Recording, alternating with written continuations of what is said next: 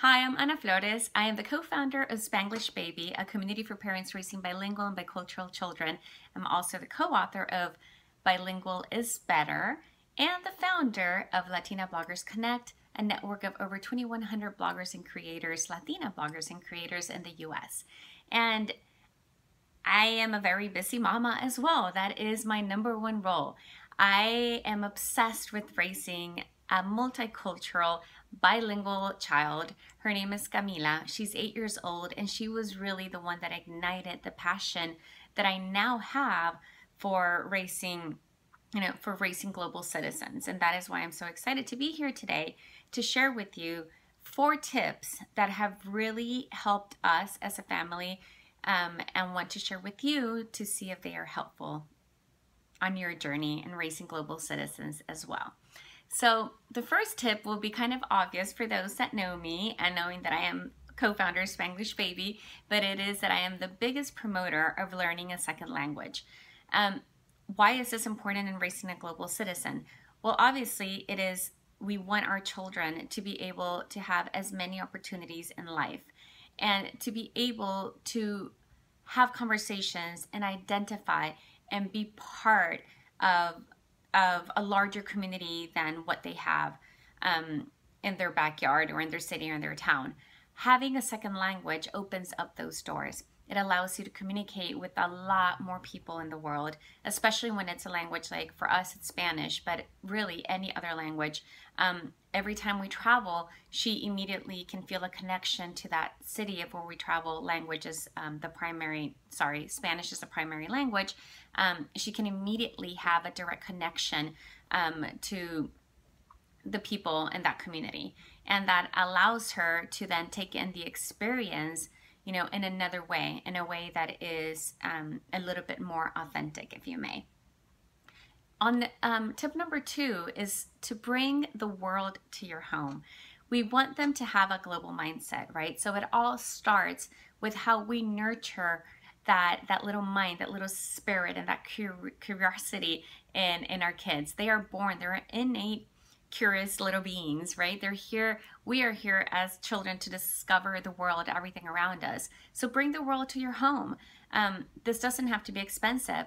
It's bringing books from the library, bringing music from the library, finding apps and toys, having creative play dates to celebrate the world. If we have, other children in your community that represent different ethnicities and different cultures, and there can be a cultural exchange with the play dates that you put together. So definitely focus on it. Like everything else that we teach our children, it starts at home, and it's us setting that global mindset from the start. So bring the world to your home. Tip #3 would be to find the world in your city. So yes, bring the world to your home, but also go out, and it doesn't have to be expensive to go out and find the world in your backyard, in your own town. I live in LA, so maybe for me it's easier said than done, and for most major metropolitan cities, there's so many diverse, ethnically diverse communities within the same city that it's easy to find different neighborhoods. Maybe, we want to explore Greece, there's a Greek neighborhood. We want to explore India, there's an Indian neighborhood, and we can go there and have food and listen to the music and listen to the language, because even in Koreatown, you will hear, people speaking in Korean. So it's these small immersive moments that you can find in your city.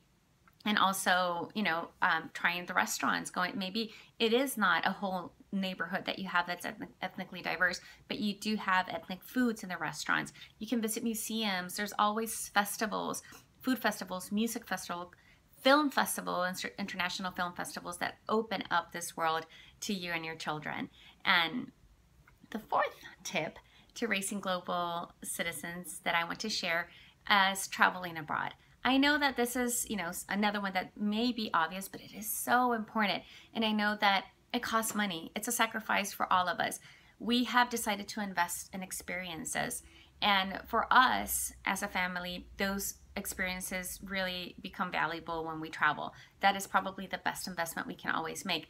And again, maybe, travel abroad, obviously for a global mindset is the most important, because it allows children, first of all, to identify that there's more than the world to the world than what they know. It helps them with empathy, by understanding the way other people live. It definitely feeds their curious minds. It not only feeds their curious minds, but also starts putting them in a pathway to continue to want to explore the world on their own. And to develop new friendships, etc. So I know traveling abroad is not the easiest for all of us, but there's also other ways to just travel. Just the act of traveling and putting your children into unknown situations prepares them and sets them up for that global mindset that we want to be instilling in them every single moment that we get the chance to. So these are my tips. I would love to hear your tips as well. My Twitter handle is LaFlowers, and I am very excited to have been invited to be part of this session. Thank you very much.